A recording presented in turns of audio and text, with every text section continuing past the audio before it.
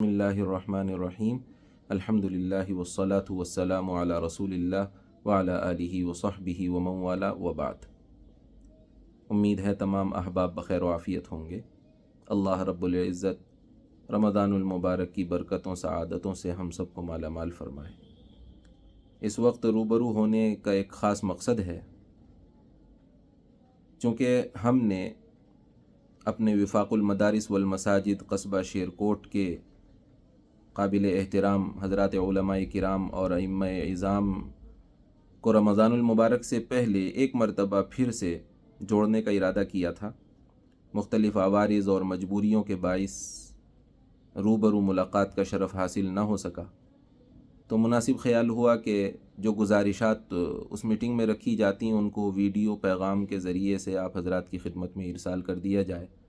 ताकि मकसद की किसी न किसी दर्जे में तकमील हो सके।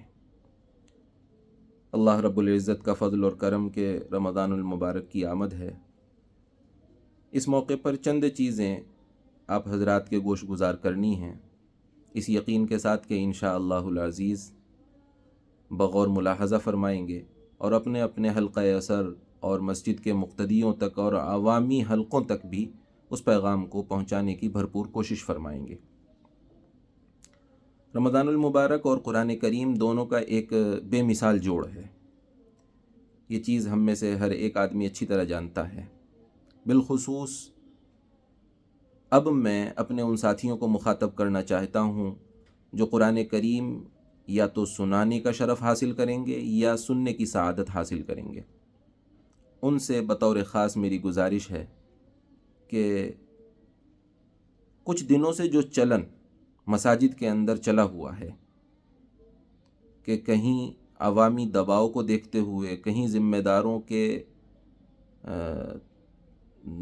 सामने झुकते हुए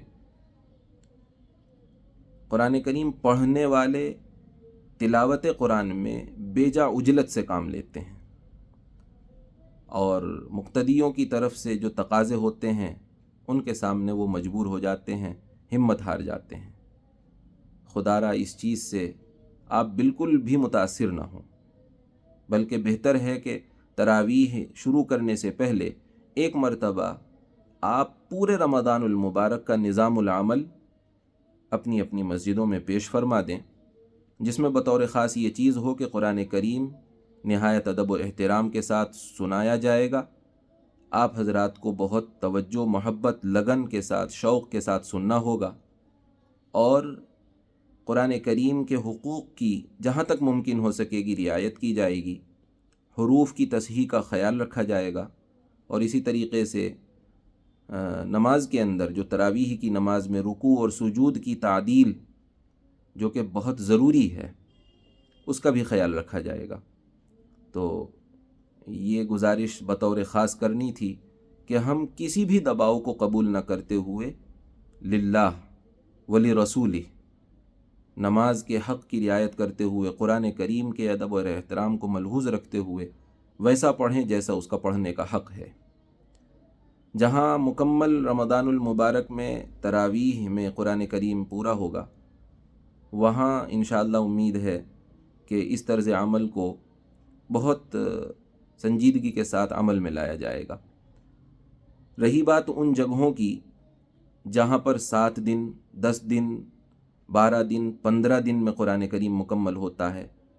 उन हज़रात से बहुत ही एहतराम के साथ ये गुजारिश है कि खुदारा आप भी अपने पढ़ने में